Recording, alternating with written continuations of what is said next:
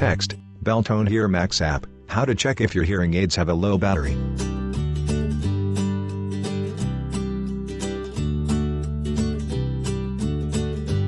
Open the Beltone HearMax app. Beltone icon. Buttons, App Store, Google Play. Text, tap Connectivity. On the bottom, the second icon from the left with a red dot over it. A graphic finger taps it.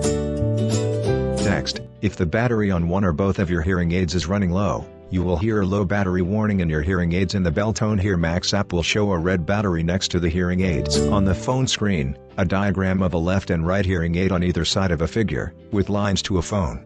The right one has a red battery next to it. Text, tap on the red battery for more information. The finger taps. Text, low battery, the battery on your right hearing aid is running low, please insert a fresh one. Beltone. Learn more at www.beltone.com. Copyright 2017, GN Hearing Care Corporation.